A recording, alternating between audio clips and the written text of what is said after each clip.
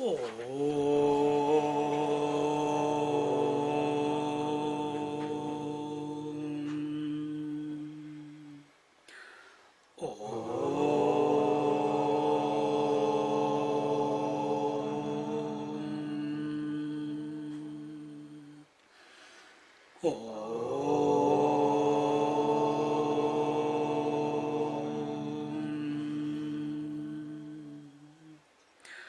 गुरुर्ब्रह्मा गुरुर्विष्णु गुरुर्देवो महेश्वरः गुरु साक्षात् परं ब्रह्म तस्मै श्री गुरवे नमः तस्मै श्री गुरवे नमः तस्मै श्री गुरवे नमः. We are in Pancadasi chapter 11, verse number 64, and in verse 63 the example that they had taken was of the ghee which becomes coagulated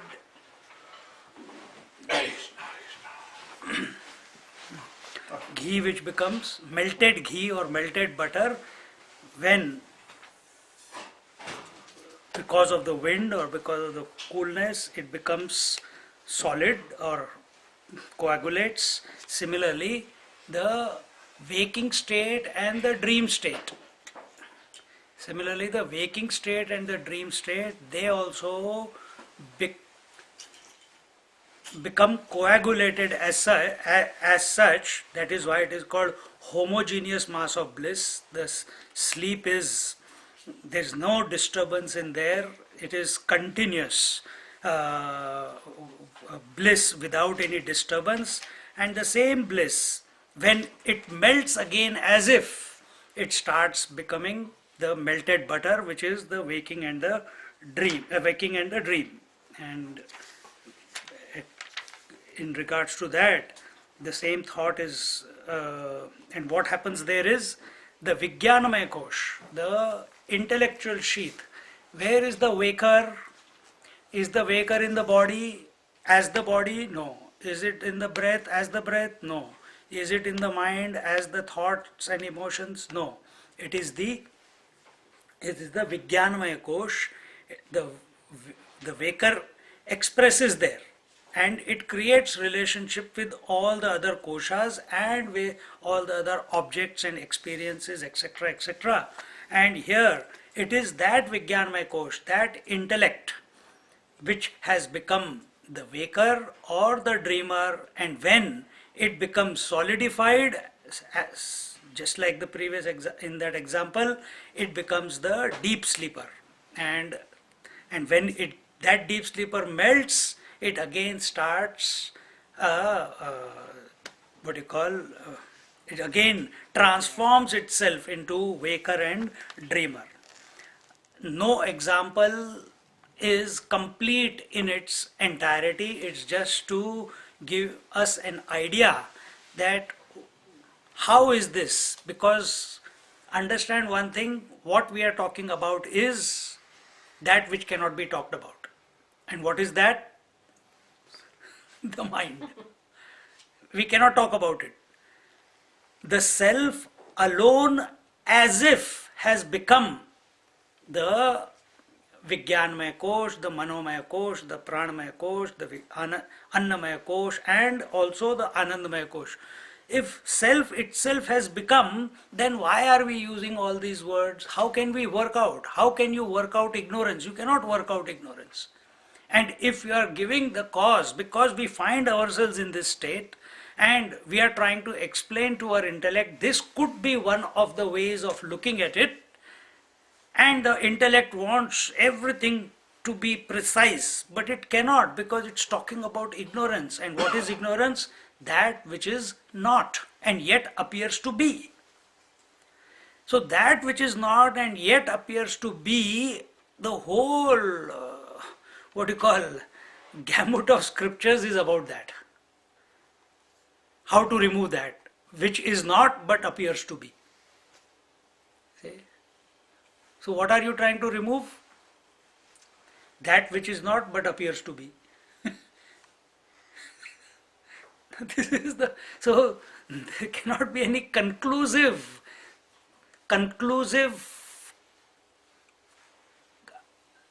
concept, conclusive thought, conclusive experience. It cannot be. It can be only directly be experienced. What? The self. So you have to be yourself. As long as you are thinking about it through the intellect, through the mind, there will be some things unanswered. You will not be able to connect the dots. It is not possible. To a certain extent we can go to our intellectual, each one's intellectual capacity. Mine is very low. And when and we are trying to understand, but what are we trying to understand? That which cannot be understood. Remember that premise. So the whole study that is taking place is only to what? Why is the study taking place? To indicate. Not even to, do you need your indication? When you answered it yourself, then why is the study taking place? For the mind. Because we do not know how to empty the mind consciously. So this type of study puts, because there is an itch inside of all of us to understand what is my source, where I have come from, because I am not ready to be myself at this moment. And because I don't want to be myself at this moment, then this itch becomes eczema. This eczema then starts dripping blood by scratching, and this is intellectual scratching. Book after book, verse after verse, words after words, concepts after concepts. And we get caught up in the intellect only. So understand it in the what you call, in the in the joyful attitude that the teacher has told, as enumerating it, but always keeping in mind that we are talking about that which cannot be talked about. We are also talking about removal of that which is not. Remember this. So we are trying to remove that which is not, and we are trying to prove that which cannot be proved. And therefore, sometimes the words come, sometimes the concepts come, sometimes some explanations come, and our intellectual acumen reaches a point and hands up. No more after that. I can't explain it. And therefore, in one of the Upanishads, or even in Upadeshasya, I think it came that alam, enough. I can't work it out anymore. I don't want to do anymore. I don't want to enjoy anymore. Enough of teachers, enough of scriptures, enough of experiences, enough of logic, enough of concepts. Everything enough. Then what? Chidanandoham, Satchidanandoham. That I am that, and full stop. No more talking about it. Because the moment you talk about it, and get disturbed. You can talk about it. Masters talk about it, but do not get elated or disturbed because for any reason. Swamiji, in the waking state, the incidents happening is stored in the mind or remembered by the mind. So the deep sleep, is it saying that it is a vijnanamaya kosha is keep the memories? Yes, memories are kept in the mind. Yeah. Yes. But on the experience in the deep sleep. That topic will come in further verses. Okay. One of the verses will come there. It will try to explain as much as it can. Okay. Again, it is a concept. You may accept, you may not accept. Because again, we are talking about something. You have to check it out in your own experience, when you are going to sleep. Because merely reading about sleep and not experiencing sleep is not equal to the knowledge. You are reading about it, now you experiment and explore on your bed when you go to sleep, or in the class if you are going to sleep. Both ways. Both ways. Two possibilities. So continuing, सुप्तिपूर्वक्षणे बुद्धिः सुप्तिपूर्वक्षणे बुद्धिः वृत्तिर्या सुखबिम्बिता वृत्तिर्या सुखबिम्बिता सैव तद्बिम्बसहिता लीनानन्दमयस्ततः लीनानन्दमयस्ततः 64th verse. For whom? 64th verse, chapter 11. The introvert thought just before deep sleep carries the reflection of bliss. This introvert thought, along with the reflection of bliss, gets absorbed, and hence it is called Anandamaya. या बुद्धि वृत्ति ही सुप्ति पूर्व क्षणे सुख बिंबिता. Just before entering into deep sleep, when the thought agitations are quietened in the intellect, the bliss of one's being is reflected in the Vijnanmaya Kosh, in the intellectual sheath. Why is it taking place? Tell me. The thoughts have been quietened. Then what happens if thoughts are quietened? That's yourself. If the thoughts are quietened, then what happens if the thoughts are quietened? No agitation. Without Less agitation initially, because still you have not gone to sleep, there is still agitation. What is the last agitation? I want to sleep. I am going to sleep, or I want to sleep, I want to be sucked into sleep. And second thing, Sleep. where is your attention? Is your attention on the thought or is it on the sleep? The Vijnanmaya Kosh, what is it thinking about? Its focus is on the sleep. It is not focus on anything in this world. Its focus is not anything other than the sleep. It's totally single pointed, focused, concentrated upon that, isn't it?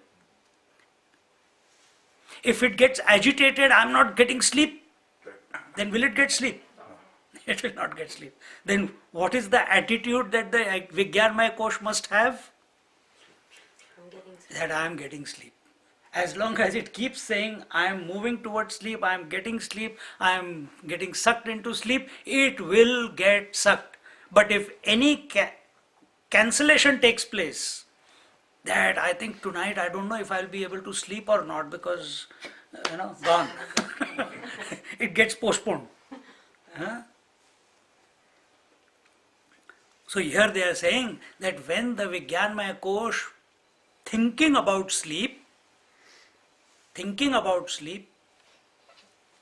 see again, where is the I reflecting? In the Vijnanmaya Kosh, in the intellectual sheath. What is it reflecting there as? The I thought and the that thought.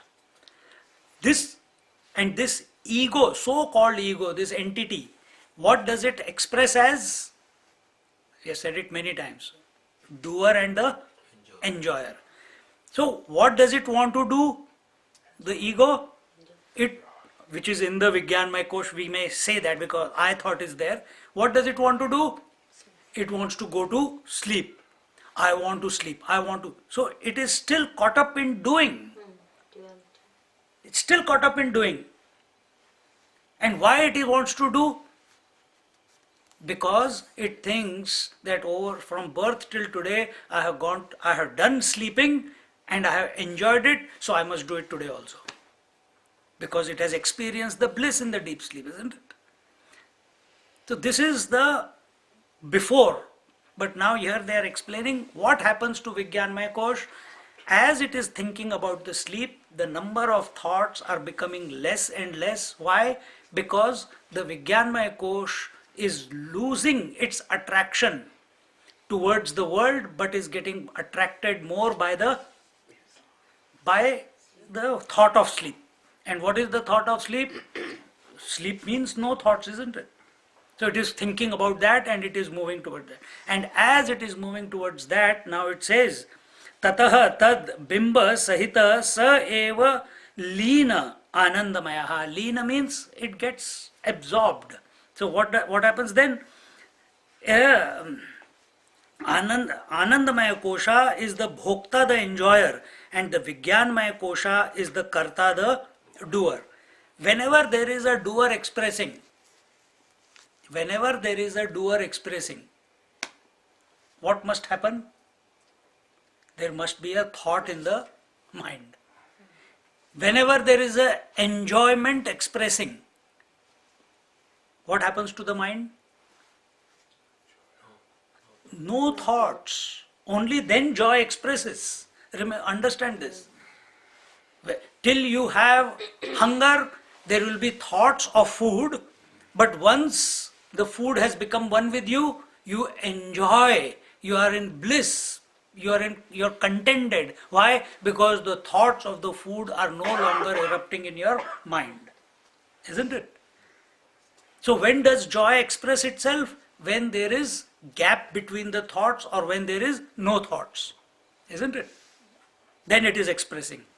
So here they are saying that this Vijnanmaya Kosh, because it is thinking of the sleep, as a result it becomes free of the multitude of thoughts, and as those thoughts become more dispersed and become less frequent, in between those thoughts, slowly it starts experiencing the beginnings of bliss, and then it focuses on that bliss, sometimes going in, sometimes going out. This is not told here, I am adding to that because this is what happens to me.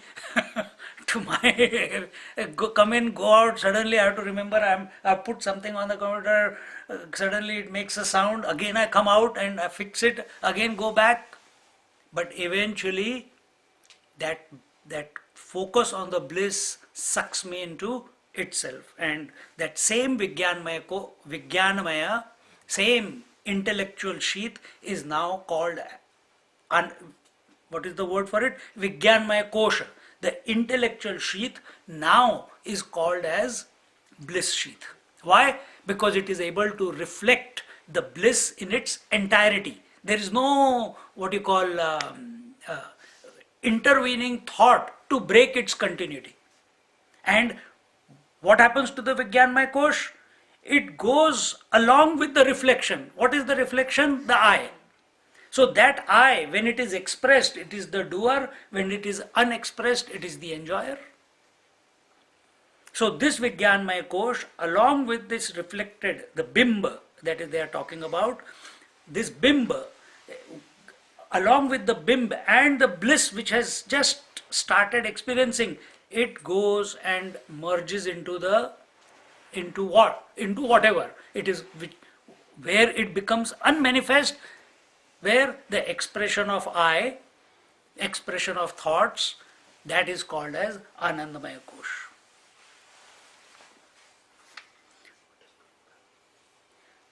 The pure Satchidananda imagines a sense of incompleteness, and out of the desire to fulfill the imaginary want is born this whole creation. So, we are essentially of the nature of the truth, of the bliss, continuous bliss, not temporary bliss, continuous. We are of the nature of knowledge. Which knowledge? Not temporary knowledge which comes and goes, all the knowledge. And there has never been a time when we have not existed. This us, this reality that we are, is at this moment considering that it is only this body, it is considering that I don't understand, it is considering that I want to go back to myself. But it has never left itself. Then why is it? From the wave's point of view, the wave wants to go back to the water or the ocean. From ocean's point of view, wave never left the ocean. From the water's point of view, which is the absolute standpoint, there is not a wave nor an ocean, isn't it? So where's the separation then? Where is this seeming separation?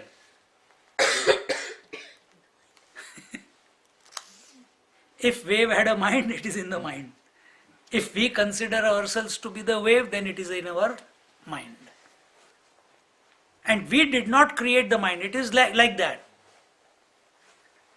So we are trying to, while instead of considering ourselves to be this individual body with a son of someone, living in a particular place, born at a particular time, counting the days to when this body will leave. Because we see death everywhere around us. Every day, every second week, someone calls, "I'll come to the funeral." Who? How many times can you go to a funeral? You conduct your funeral every day. Sit in meditation. Conduct your own funeral. You don't have to go anywhere. Because it will be endless. There's no end to it. You do the funeral of your mind. Because all people are in your mind. So if we come to recognize that we are not the wave, we are the ocean, or even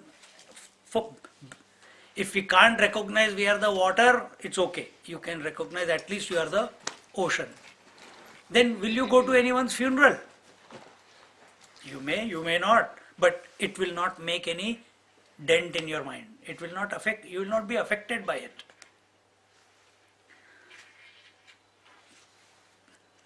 So this individual, this jiva, is imagining that it is incomplete.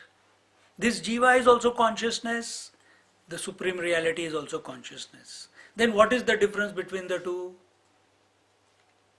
What is the difference between the two? Say one point each quickly. What is the difference between the reality which is consciousness and jiva which is the consciousness? Huh? Jiva is a reflection of Don't take it as a concept. Look at yourself right now. If wave is at any given moment, ocean also and water also. So you, the wave, at any given moment are the totality as well as the absolute. So where is the difference? If you are the absolute consciousness and you, the individual, is also consciousness, so what is the difference? Only the mind. What only the mind? identification. Identification. Form, name. Identification with name and form has as if condensed that infinitude of your nature, that you are, into a finitude, that infinite waters into an ice block. That's what you are. Because of your identification. Will the phenomena of body continue? Yes. So this possibility is there only in human beings, that they can wean their mind away from the identifications and merge it into the absolute. This possibility is only for the human beings, not for the animal kingdom, not for the plant kingdom. And therefore, plants don't do sadhana, animals don't do sadhana, human beings are intrinsically pulled towards greater and greater levels of happiness. They want to, naturally they are attracted to seek that, isn't it? Whether it is through objects, whether it is through relationships, whether it is through communication, whether it is through drugs, whether it is through alcohol, whether it is through taking the name of the Lord, whether it is through coming to satsangs or contemplating in your own space, in your own free time, sitting in meditation, etc., etc., etc. But the human being is continuously, his whole existence is about seeking joy and happiness. And wherever he gets it or she gets it, they move in that direction. They move in that direction. From within they are propelled in that direction. They cannot help it. And some intelligent ones can give direction. They can, because they have got something called gray matter between the two ears, they can think that, hey, this direction will not be conducive to, merging. This will not be conducive. Oh, this thought, maybe I should pursue this angle. That only human beings can do. And in this way, uh,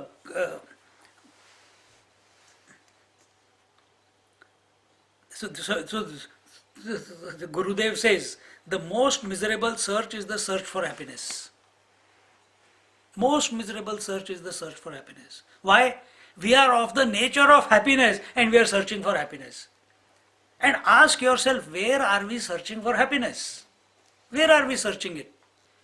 In the minestrone soup, which is ready. She asks, Swamiji, she asks the kids, what can I bring? Minestrone soup. Why? Minestrone soup we want. Then meat pizza we want. Then good bed we want. So where are we searching?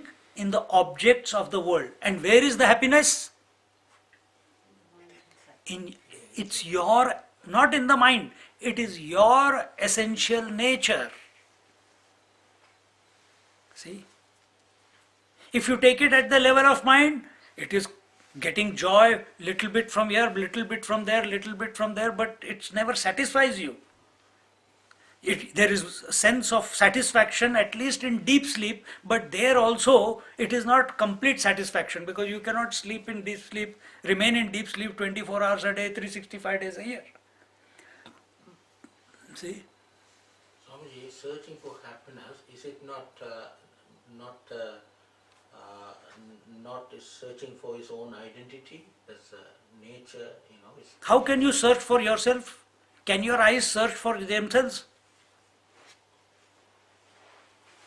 It gets from outside somehow. What? Eyes come from outside, is it? Your eyes. No. From Do you know they are? Do you know you have eyes? Yeah, I have eyes. Have you seen your eyes ever in your life? No. By themselves? Then? No, my question. But you know there is eyes. Similarly is this self. No, we seek for happiness in the world. Is some sort of satisfy that, searching for his own identity? Wrongly directed. From the direction. Wrongly directed. Why this wrong direction has come? Because of whatever, we were born like that. Some people in the childhood, they turn inwards. For some it takes few years. But if you can turn inwards and be focused on yourself, even at the last breath, it is worth it. It is worth it. But majority of us don't even want to. Yeah? Don't even want to consider that option. And yet, some people know that they are searching for happiness, but where do they search for it? In drugs and drinks. See? Because there what happens in drugs and drinks? Mind stops. You forget yourself. Meaning, you don't forget yourself as yourself, but you forget all the disturbing thoughts. Thoughts are the disturbance. The guilt, the expectations, the stress, the strain, the inconclusive thoughts that you have had in your, in your life. You want conclusion, and a temporary respite is the sleep. Some people, why they are not able to sleep? Because of over activity in the mind. Then they have to get the medicine.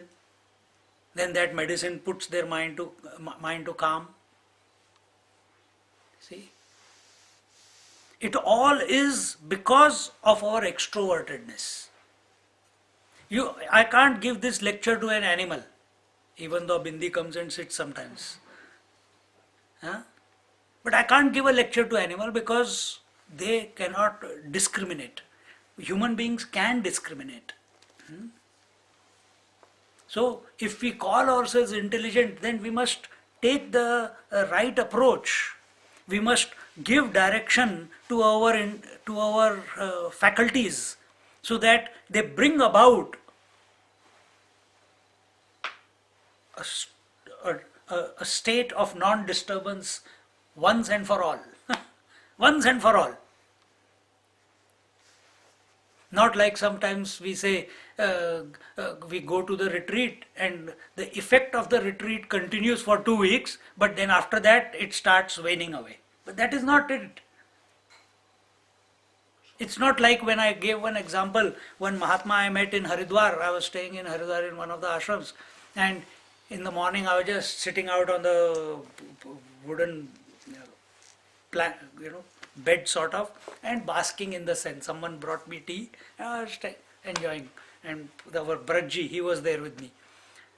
And this fellow came from the other room. He came and sat down. Hello, how are you? This, that, everything. And without asking, I think Brajji asked him, so where are you from? He said, oh, I just come from Himalayas about 2 years ago, and I was in Tibet under a master, and I went and when I met him somewhere, I asked him, I want to go in Samadhi. He said, come with me. And I went with him, and he just touched my head, and for 6 years I was in Samadhi. For 6 years he was in Samadhi. After 6 years, he came out of the Samadhi. Why? The master who put him in Samadhi, he was breathing his last. In the cave in the Himalayas. He was breathing his last. So his sankalpa was becoming weak. So this fellow came out, and he says, from the day my teacher has passed away, has taken Samadhi, from that day till today I have not been able to sit in Samadhi. So what have you done? What have you achieved out of that? What have you achieved? Self-realization is not that it's like someone giving you a chocolate, it cannot. They create, but what must have happened? Because he asked for it so intensely, with so much surrender and eagerness, he must have given it to him, and now he has tasted it, now whole life he will be searching for it. It will not leave him, because that sense of joy, that sense of peace, contentment, tranquility, that he can never experience in the outside world. So while he is living in the outside world, nature will propel him from inside to think in such a manner that he goes back to that state of disposition. So either he can go into the Samadhi again, if he can come across, bring it within himself, or he can stay in the world and yet not be disturbed. But now that depends upon how he orients his mind. But when we met him for last 6 years, he had not been able to, 3-4 years, he had not been able to sit in meditation even one day after his teacher passed away. See?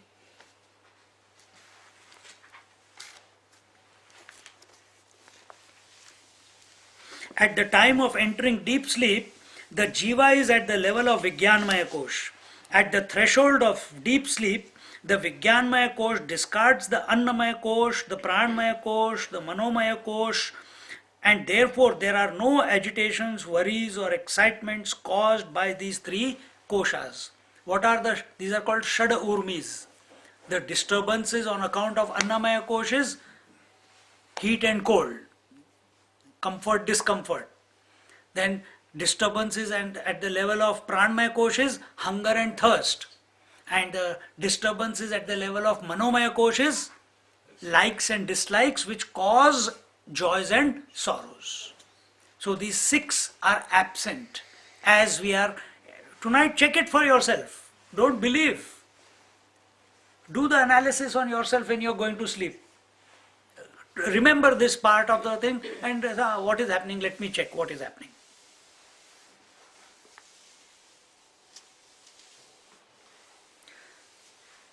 In this Vijnanmaya Kosh, which is devoid of agitations, the inherent bliss, as it were, starts revealing. See, if there are 10 people here, no, say, just take all of you. Surendran starts asking questions. You start asking questions. Paul starts asking questions. Shrikant asks questions. Uncle asks questions. Everyone starts asking questions. What will happen to me?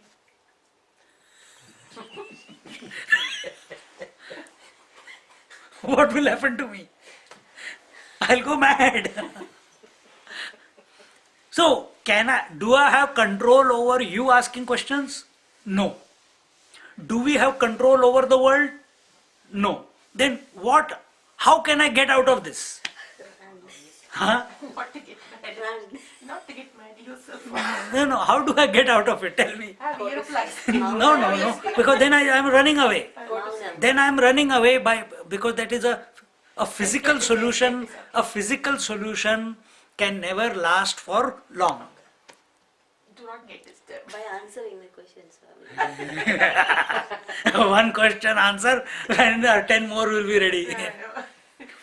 So how? Think. Suppose it was you who everyone is asking questions. How will you deal with it? Don't look at me. I answer them, Swami. You will answer them. Good luck. Think. You can't ignore the questions. You can. How? Because because you are because you are the source. Swamiji, ask them. Wait. Go in the right direction. You are the source. From within you the questions are coming. Just like the joy is your nature and you are searching for joy outside, will the outside joy ever able to fill? Can the outside objects ever fill up the inner longing? It cannot. So can your questions answered from outside ever completely satisfy the itch of the intellect? So you put them in the right direction so they answer their own questions. You ask them question back. But who? No. You tell them. That I do with kids. No, but think. Then what? Can I put your mind in the right direction? Yes. Can I? No, you can direct us. I can only do what I am doing. Show the way. But okay, that's your goodness to say that you can show the way. Scriptures can also showing the way. But how many people who go to satsang or read the scriptures turn their mind in the right direction or seek the answer from within and recognize that no conclusive answer can come from outside? We are not saying don't ask questions, but think. Very few. It was not like we answer questions, but if you have been to, next time I'll write a board here. Any questions you have, please email to Anubhavananda. Then you will get the right treatment. Huh? He won't answer. He never answers. The first satsang with him in the ashram, and the first line, first he says, welcome to all of you. All of you might be having, second line, all of you will have many questions over the course of the 2 years. I am not going to answer any question. Story over. Story over. It's not that he did not. But see, he's at a different level. And if we follow the scriptures, we recognize that as we were going, before we were very frustrated. Why is he not answering? We have got this doubt is so important, it needs to be resolved before we move ahead. And someone will have the guts to ask it in the class. Huh? Or they will put a piece of paper on his table before he sits down. And he will look at it, he'll read it, throw it. Just throw it away. Few times people did it when they saw that. But what used to happen? Within few days, the answer would come. And as the months went by, the answers, it was not that the answer was not available. Answer was available, but the mind was not available to the answer. This was the problem of ours.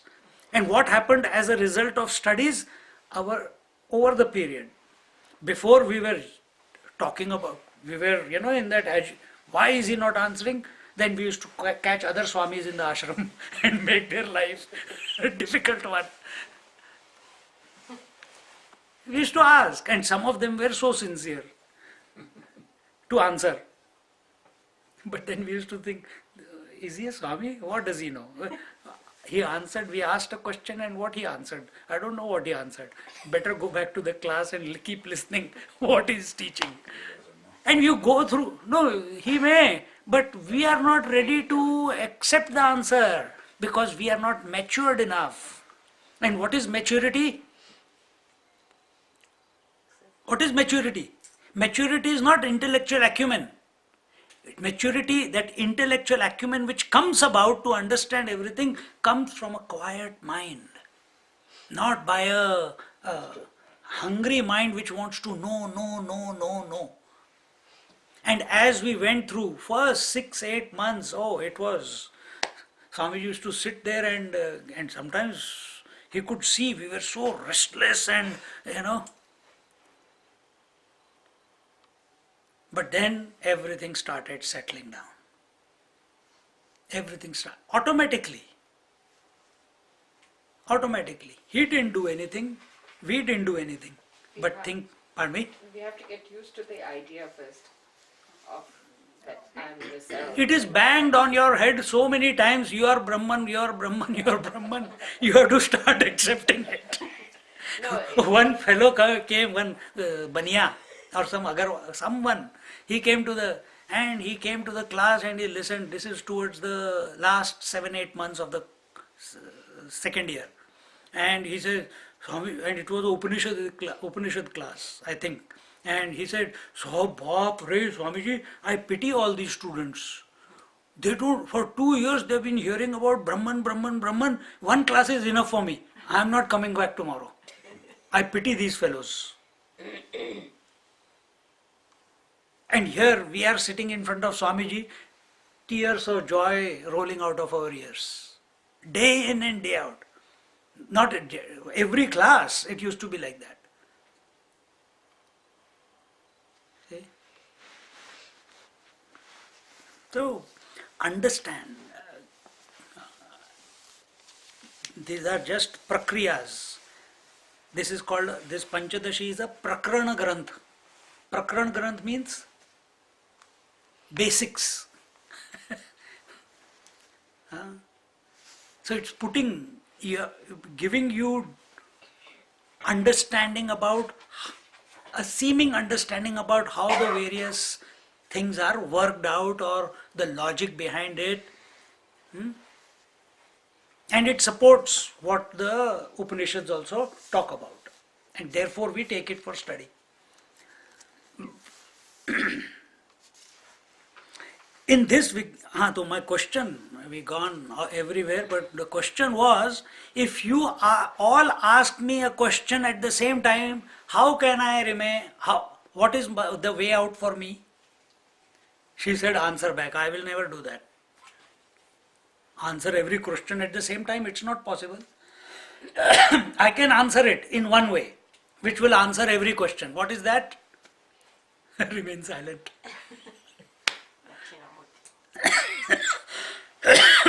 Maunam vyakyat prakatita brahma. Remain silent. But one can remain silent and yet be disturbed inside. Why these people are asking all these questions? Then what is the other? That you remain silent but not be disturbed by any question. Just like you cannot, see, this is very pertinent. If you practice this within yourself, replace all these people by the various questions that you have. The mind is throwing questions. I want to know this, I want to know this. You are the knower of the thought, the question thought that is appearing in your mind. Remain silent. Why you want to feed each question that is coming into your mind? The more you remain silent, slowly, over a period of time, the the question eruption in your mind will die down or become finer. Then your response in the world outside will also be similar. That whatever happens in the world, you will not get disturbed. Why? Because whatever happens in the mind, I am not getting disturbed. See? Because that's what you are searching for anyway. When you go into deep sleep, you are, by choice, you are not getting disturbed by anything in the world and focusing on deep sleep, isn't it? Same thing you do here in the waking state. Then what happens when the mind starts becoming, does the bliss come from somewhere else? When I have the thought for the food, I eat the food, the mind stops erupting the thought called food, then at that moment the feeling of completeness, contentedness, where does it come from? Does it come from outside? Where does it come from? Thoughts not there. She said. From within. The bliss is always there, but it is covered by the desires, it is covered by the thoughts. Thought gets removed, immediately that bliss which was inherent, it starts expressing through the same apparatus. What is the apparatus? Body, mind, intellect. First in the intellect, then in the mind, it gathers emotion and it expresses as thrill or contentedness or, at the body level. See? So same thing is happening here. This is the bimba referred to here. This inherent bliss slowly gets absorbed in non-manifestation, and therefore this bliss is deep sleep, and as a result, as we in the deep sleep, when we are going into, just before going into deep sleep, the mind has become, the thought eruption in the mind is becoming slower and slower, and the thoughts are further apart, and the experience of bliss is being experienced, and your focus is on that bliss, and eventually one of them is strong enough to suck you in. And you get absorbed into what? Into the unmanifest. The moment one comes out of deep sleep, the Vijnanmaya Kosha is awakened and says, I had blissful sleep. Why is he saying that I had blissful sleep? No thought, no hesitation. Because the last thought before the Vijnanmaya Kosh got absorbed, what was the thought? That this is bliss, and it got absorbed. And what is the rule? The last thought you have determines the, you wake up with that same thought. And that's exactly, but there is one difference here. You go with this, you wake up with the thought that I had a wonderful sleep, but I don't know what is its source. I don't know from where it came from. And therefore, I had blissful sleep and I knew nothing. So, he has experienced a deep sleep, but it is a thought-free experience. So bliss is not an experience for him. It is what you call, the nature of the self is the bliss, but there is no knower born of that bliss, and therefore, where are we? Which verse? 65. What happens when Vijnanmaya Kosha is turned inwards is explained in greater detail. Antarmukhoya ananda, Antarmukhoya ananda, Mayo Brahma Sukham tada, Mayo Brahma Sukham tada, Bhungte Chidbimba bihi bhungte chidbimba yukta bihi ajnanotpanna vrittibihi ajnanotpanna vrittibihi. The introvert thought, now known as Anandamaya, experiences the bliss of Brahman by the thoughts born out of ignorance along with the Chidabhasa. When the intellect is constantly focusing attention outside to the lower aspects such as Manomaya, Pranmaya and Annamaya koshas, there is consequent disturbance, suffering, agitation, frustration on account of instability of all the thoughts. All these, the body is continuously changing. I am in a particular position right now, after some time I will have to change. It's not that the body is changing, but the mind identified with the body is experiencing the pain and it will change the position. Change is agitation. Huh? And therefore, as long as our attention is outwards, extrovert, away from our own essential nature, away from our source, everything else other than the source becomes a cause of agitation, disturbance. So even going into meditation is not enough.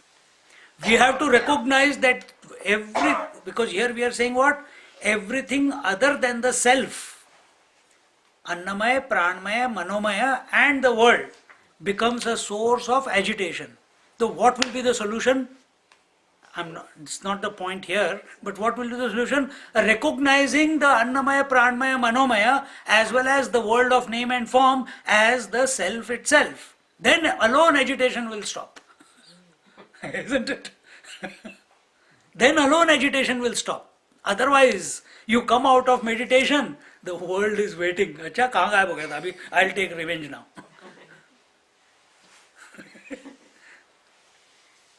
See the beauty of what the sages have recognized in their journey and then put it down, or that has been revealed to them. So the only way, a lasting solution is not run away from the world. Maybe initially it is required that get away from the world, but only to recognize that that world is also nothing but the self. That is the only lasting solution. But when the Vijnanmaya Kosh is turned inwards, when it is no more concerned about the external world, it slowly enters the Anandamaya Kosh. See, some places it is told it enters the Anandamaya Kosh. Some places it is told Vijnanmaya Kosh itself is now called as the Anandamaya Kosh. Just like the waker itself in the dream is called the dreamer. Similarly, this waker and dreamer, waker which becomes the dreamer, itself is called the deep sleeper. And if there is no dream in between, straight from waking to dream, deep sleep, then this waker itself as if is now called as the deep sleeper. So, the person is the same. Person is the same. But based upon the experience that he is having, his what you call, his identity is changing. With the waking world he is called the waker, with the dream world it is called the dreamer, with the no world to experience he is called the deep sleeper. So don't get confused when they say he gets absorbed. Somewhere it is told that he is himself called as the Anandmaya Kosha. It's all the same thing. In that condition, the bliss of our essential nature is reflected. Where is it reflected? Where the mind is free of all thoughts. There alone it will get sufficiently be available. The individuality is still intact in the form of thoughts like I want to sleep, I am tired, etc. Although it does not get disturbed because of the three koshas. The Vijnanmaya kosha is still present in a calm and quiet antarmukha vritti, that is introvert thought. So if someone says that I don't know, the world is too much and I can't get away from the thoughts of the world. But you have experience every night. You go to sleep today, you see what thoughts come the moment you get into the bed. First will be, I want to go to sleep. But as you lay down your head on the bed, suddenly the whole movie of the day goes through your mind that I have to do this. And sometimes the beautiful solutions for what you have to do tomorrow. Solutions come.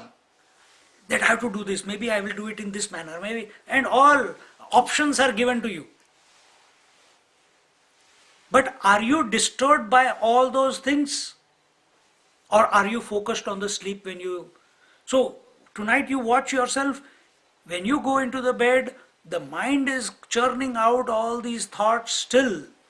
Just like when you switch the fan off, the fan is still moving, you are contemplating on the sleep, your focus is the sleep, but the mind hasn't settled down yet. It is still, out of the momentum of the day, it is still going on and on and on and on for some time. And then, somewhere along the way, it gets absorbed. And these are things to be, you have to experiment on yourself.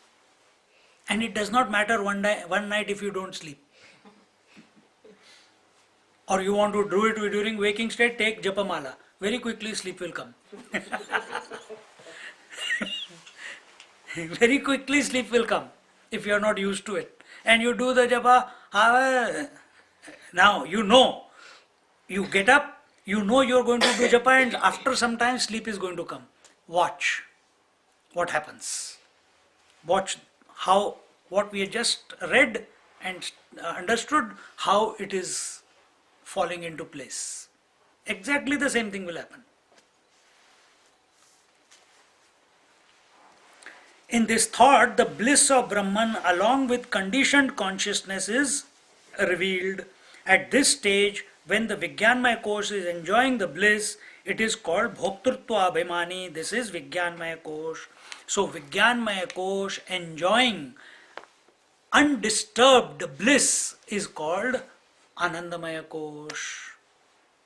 Anandamaya Kosh is the enjoyer. Vijnanmaya Kosh is the doer. Kartrutva Abhiman and Bhoktrutva Abhiman. This is how the ego expresses itself.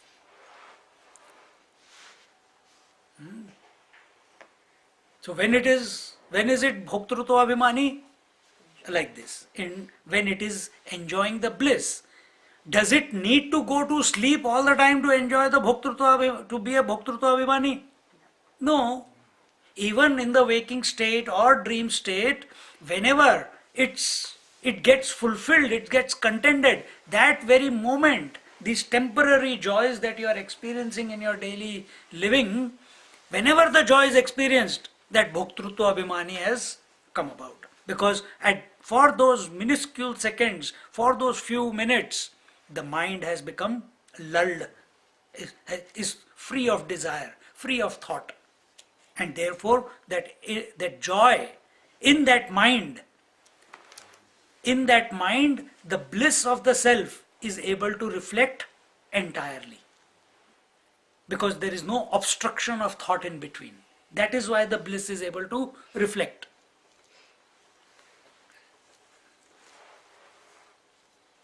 And in this way, the second memory of the Vijnanmaya Kosha is that I did not know anything in the deep sleep. This statement is made by the Vijnanmaya Kosh by the Ajnana Vritti, that is the thought called ignorance. How? Ignorance means that which is not. How can there be a thought of ignorance? How do you know ignorance? This is the problem. This is the challenge. How do you know ignorance? Does anyone know ignorance? Because if you knew ignorance, then it will not be ignorant, isn't it? Then we talk about we have to remove the ignorance. Have you seen ignorance? Opposite to intelligent. Hmm? Because that he said opposite to the intelligence. Yes. Opposite to, this is very basic, opposite to intelligence. No, but like what you normally when So explain to us, what do you call ignorance then? Define. um, when I am disturbed, when I am, then I that time I feel that I'm that time. That you are disturbed, then what is ignorance? You have not defined ignorance. Unmanifest, What?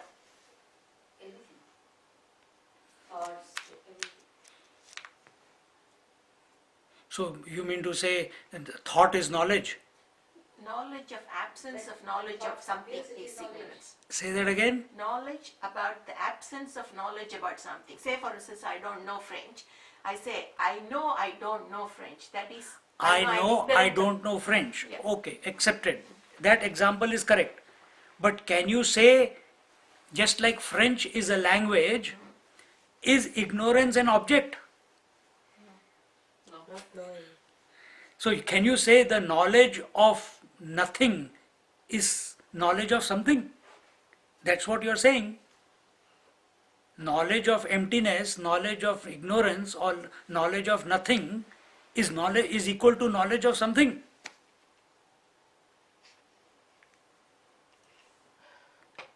Something to ponder about. Something to ponder about.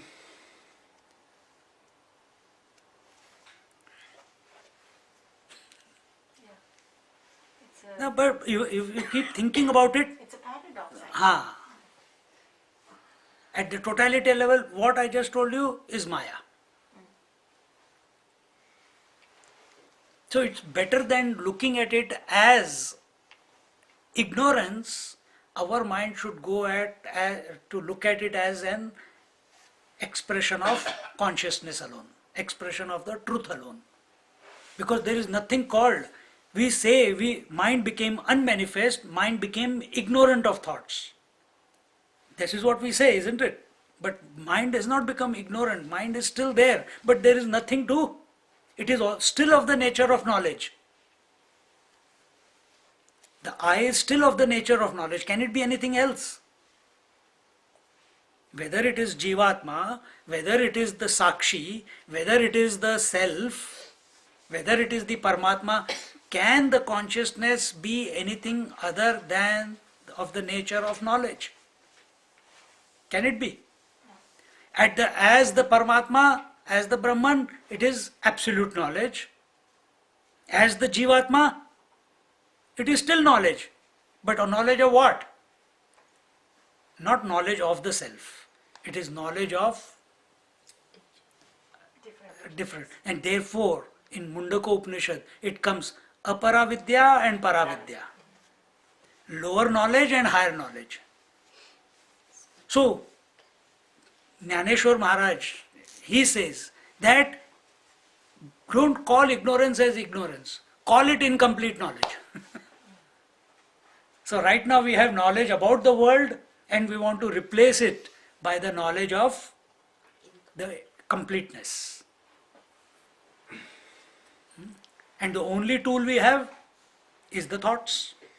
The only tool we have is the thoughts, initial stages. Because thoughts can only take us away from the world towards, because we have a faculty called mind which we are so identified with. That mind has got, and what is mind again? Consciousness. Consciousness with thoughts. So either those thoughts are moving outwards, extrovert, or they are moving introvert. They are moving introvert when it comes to sleep. They become unmanifest. And why they become unmanifest? Because we know next morning again those same thoughts become manifest. And therefore we have used the word unmanifest.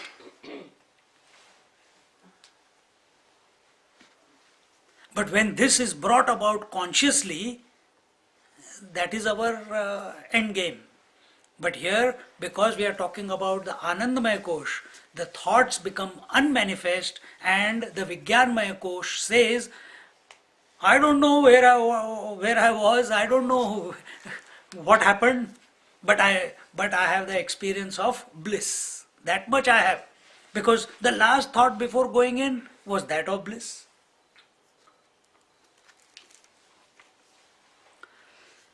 In the same Anandmaya Kosha, where the bliss is experienced, the Ajnan with vritti also takes place. So where is the bliss experienced? In the Vijnanmaya Kosh. When is it experienced? When there are no thoughts. Where is the thought of ignorance experienced that I don't know? Also in the same. How is it experienced? By way of thought alone. What you said exactly, the knowledge of ignorance is equal to knowledge of not Lack of knowledge about something. That can only be with Paravidya, not Oh, with Aparavidya. up only about aparavidya, Yeah. not paravidya. Paravidya. Only with the lower knowledge you can do that. Yeah. So you can drop the lower knowledge, come to a higher knowledge, then that higher knowledge you can come to the absolute knowledge or total knowledge, then drop the total and come to the absolute. So it's like a stepping stone. Just like a very slowed down process of that is what has happened to all of us. We were all born ignorant, and today we are thinking about thoughts which, if someone else listen, they will say mad people, isn't it? Because for that person, it's just blabber. But you know where you are. You know what you are contemplating upon here. For another person, this what are they talking about? This you just go to sleep and enjoy, man. Why you have to talk about deep sleep? Why you have to talk about self? I know I am. But we are not satisfied by that question, that answer. We want to explore. If I am already, then why am I not in that continuous blissful state? Why I still get disturbed? See? So therefore this exploration. So compared to when you were a young kid, you became more intelligent as you grew up. More intelligent, more. Now you have dropped all that intelligence. Maybe it's still here somewhere, but now you are interested in something. This is the height of foolishness. Now you are trying to become. You are intelligent enough to search for something that you already are. That's the height of foolishness. You are searching for something intelligently, that which you already are.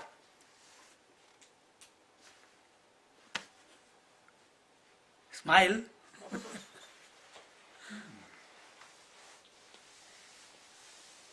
See? But for another person, it's foolish talk, it's wasteful talk.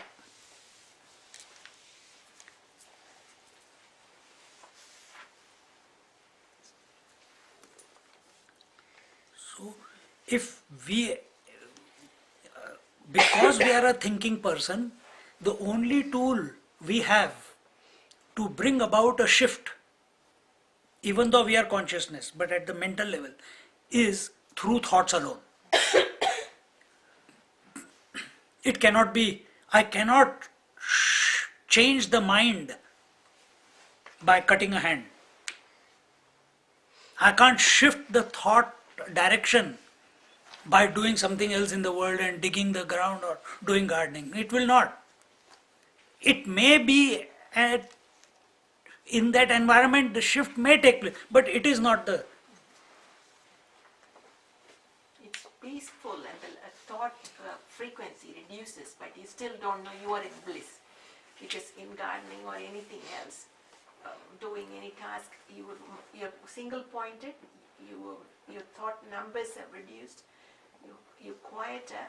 So You're you quieter. enjoy, you sort of feel you're in bliss, but you don't realize that. You it's don't bliss. recognize that. Yes, recognize that. You don't recognize that. But you still want to do something like that so that you go into the state like sleeping. But as long as you want to do, till then you will not recognize.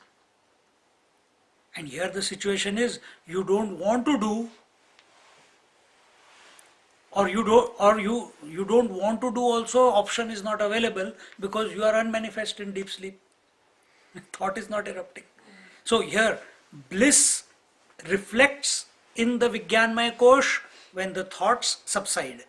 Why do the thoughts subside? Because the Vijnanmaya Kosh is focused on the sleep. Therefore, it is taking place. So, where is the bliss coming from? Is the bliss coming from ignorance, or is the bliss the nature of the self? Nature of the self. That is the substratum. Because there are no thoughts, that bliss of the self is able to reflect in the Vijnanmaya Kosh. Isn't it? And when the Vijnanmaya Kosh is enjoying it, it gets sucked into that. Continuing, which verse we are on? 66 now.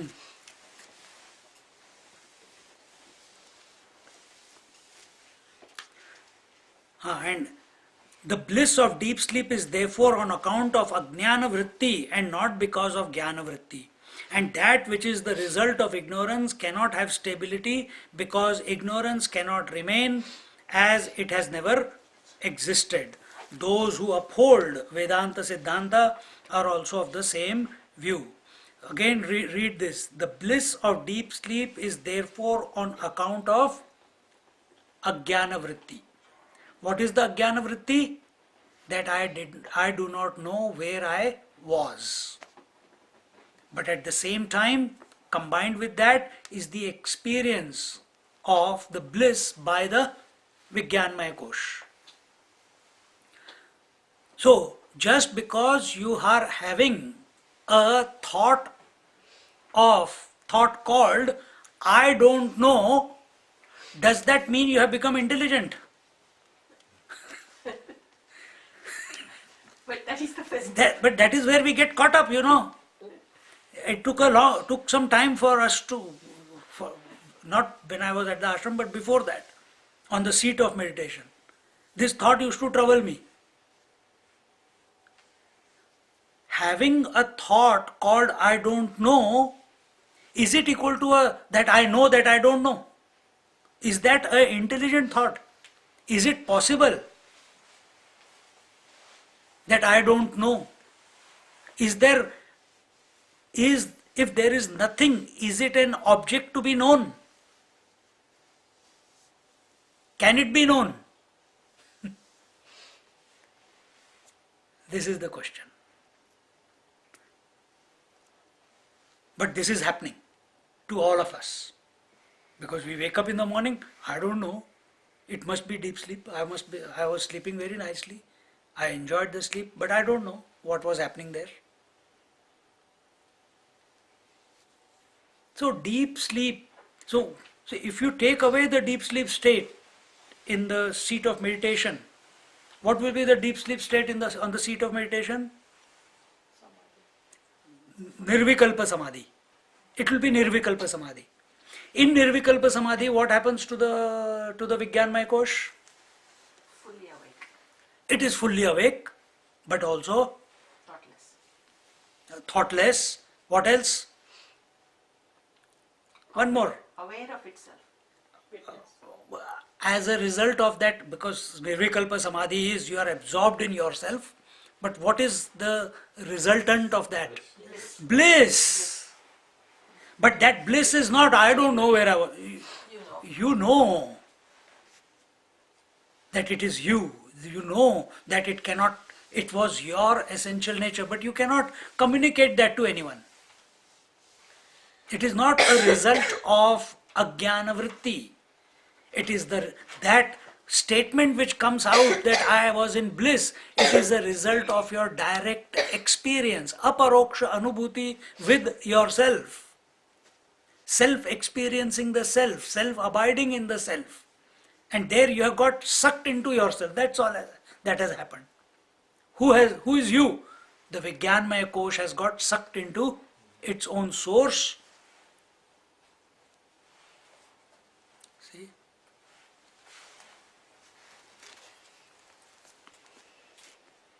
But still, as long as it is Vijnanamaya Kosh, it will go in and come out. It will go in and come out. Therefore, after coming out of Samadhi, it again wants to sit in Samadhi again. Again wants to sit on the seat of meditation. Because it wants to access it again and again and again. Because he enjoys it so much.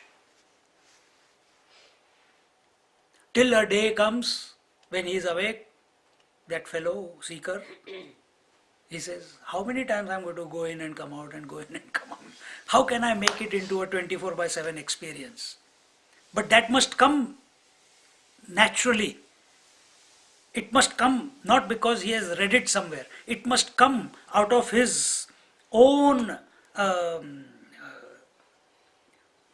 in the waking state, out of his own frustration that he has to put so much effort to go into meditation.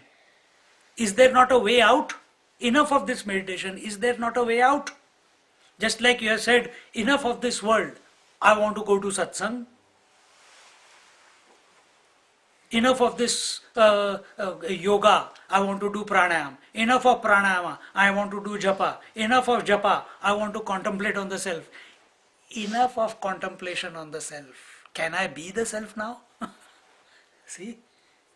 Can I be the self? Why am I delaying the process? See? And that is the journey. We can't, you can straight away from the yoga, from the world, come straight to can I be the self? You can. It's just a shift of, that is the Gyan Marg. Just a shift in your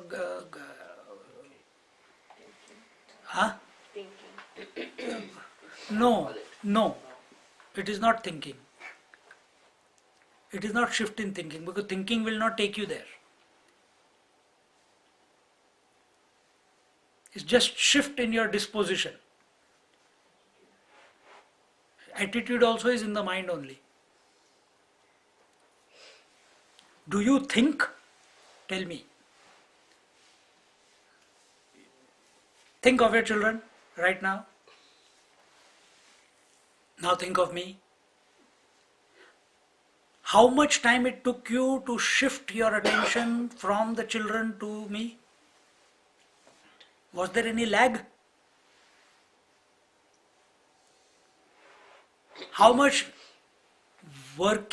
mental working is required for you to shift from the world to the self?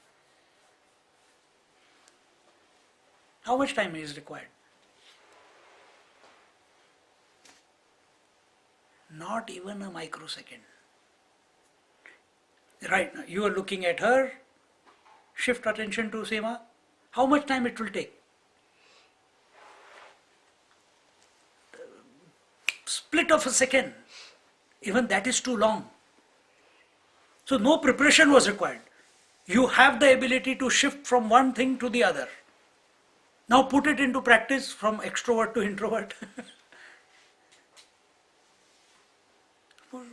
It's just you are, or put it from identification that you are the body to you are the infinite. How much time it requires? Why you have to go through all the process of all this intellectualization?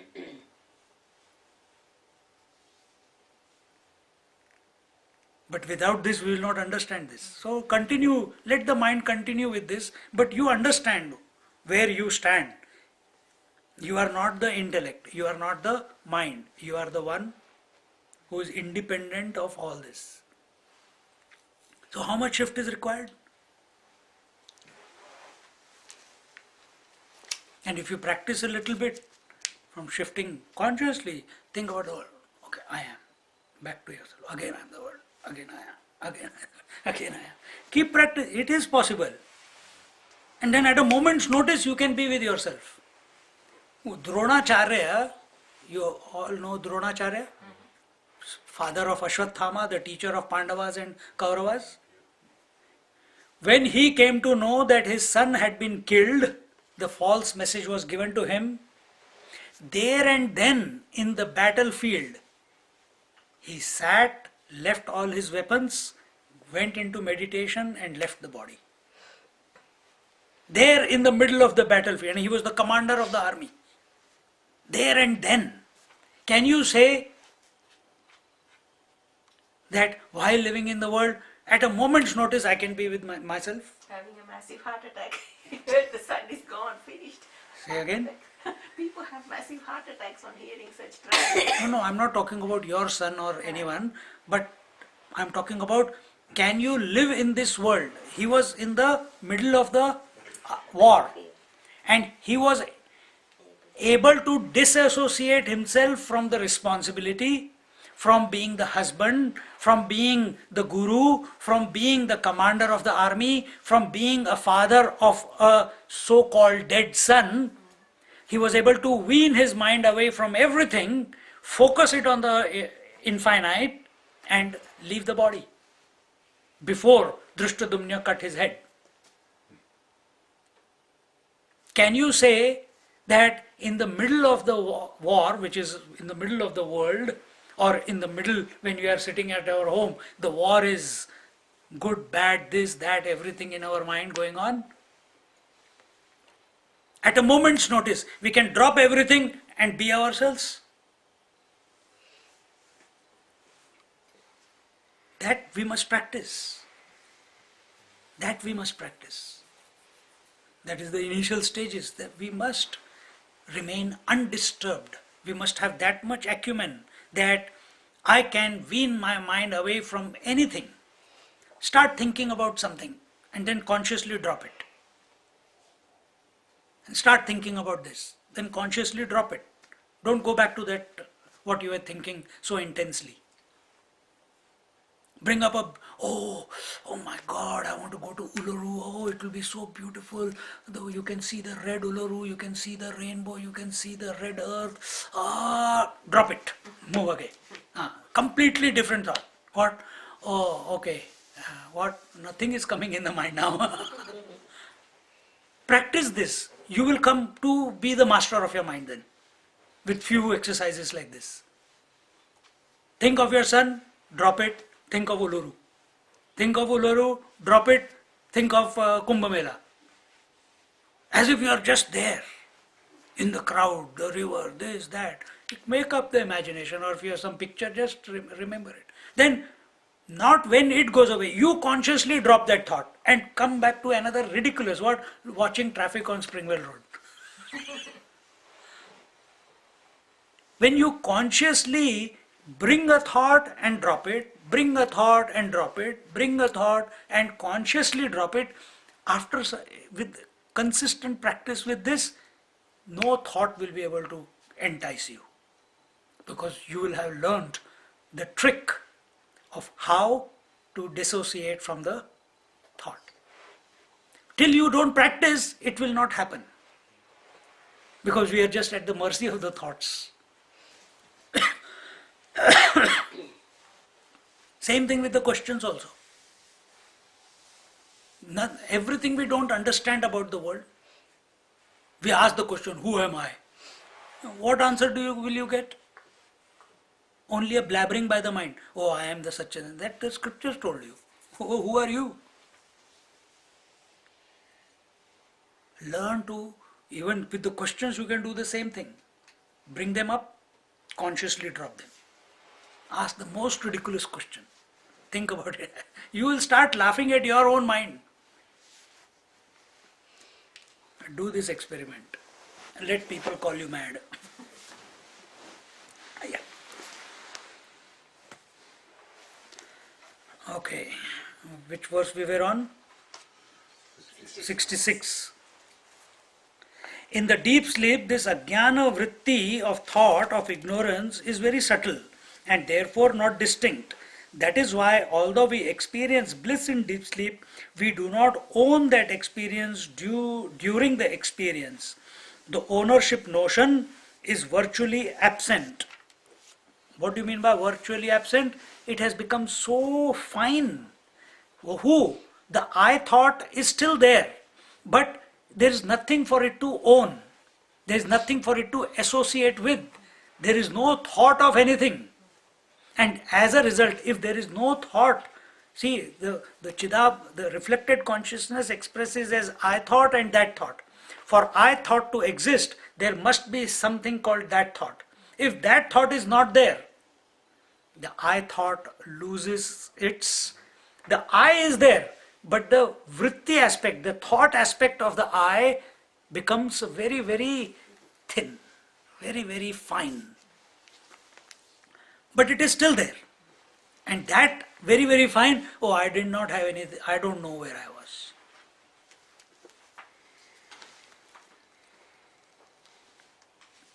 That which happens without the association or doership does not have the quality of producing results like papa, punya, etc. See? Does not have.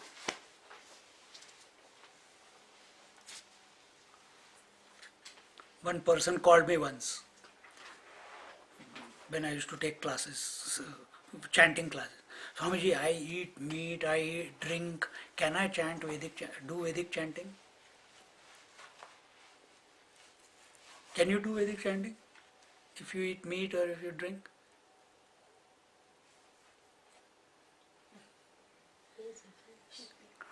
Go to Calcutta. All meat-eating people chant do Vedic chanting. So where is the I am a person? If I, in their eyes, doing this or that is good or bad. And based on that, the moment you have idea of good and bad, immediately pap and punya is created. So, thinking, oh, I must give up this good and bad habits or bad habits and then do Vedic chanting. So I told that person, think that by doing Vedic chanting, these things will get dropped. That is also possible. Do you give up all the bad habits, then take the name of the Lord, or invoke the name of the Lord to purify you of your bad habits? See, the attention is on doership or on surrender. See? This way. Which way? To surrender. Yes. But the doubts that people have, and they are caught up in that. Hopefully they will come out. And in this way, therefore, in deep sleep, the experience is the thought that I am enjoying the bliss, but I do not know where from this bliss is coming, is the experience. The trio of enjoyment or knowledge that exists in the waking state is absent. Buddhi vrittya what is that? Vispashta. The moment we return to the waking state, the same thought becomes distinct. Distinct means what? What is deep sleep state? Where all the thoughts have become unmanifest. Right? And what is waking state? Where those unmanifest thoughts have become manifest. So, in the fist, you can't see the fingers. But the moment it becomes manifest, you can see the fist appearing as 5 fingers. Similarly, in the deep sleep state, the waking and the dream with all its names and forms becomes unmanifest, and when you come out of the deep sleep state, again it starts manifesting as the separate names and forms. And therefore, we are able to speak about the experience in the deep sleep. As I don't know, but I know that I was happy. And in this way, that is why spiritual sadhana cannot be done in any state except the waking state. Why it can't be done in the dream state? Why sadhana cannot be done in the dream state? Because dream state is a rajasic state. Too many thoughts at a great speed passing through your mind. The time, you can go through lifetimes in one dream. You can travel countries. From one thought to the next, you are in a different country or in a different situation with a different wife or a different husband with a different children, etc., etc. It's at a great speed, and therefore it is very difficult. In deep sleep, you cannot do any sadhana. Why? Because you are ignorant. You don't know. It's tamasic. In waking state, where there is the thought eruption is comparatively slow compared to the dream, and therefore here the Vijnanmaya Kosh can be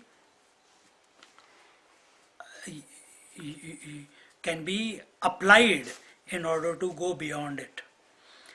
This is declared by these men of wisdom who are proficient in Vedanta sadhana, who have transcended the limitations of this world. So it is not just that the scriptures are talking, this is a scripture written by a great saint, Vidyaranya Swami, and Mahatmas also discuss, and everyone who are Mahatmas, who are realized masters, they are the ones who authenticate that whatever the scriptures are indicating towards is the correct, is right, is worthy to be pursued. And with this, now the teacher quotes the Upanishads again to provide authority to his statements. We'll see this in our next class. Om Purnamada Purnamidam Purnat Purnamudachyate Purnasya Purnamadaya Purnamevavashishyate. Om Shanti Shanti Shanti. Hari Om. Shri Gurubhyo Namaha. Hari Om. Just sit quietly for a minute.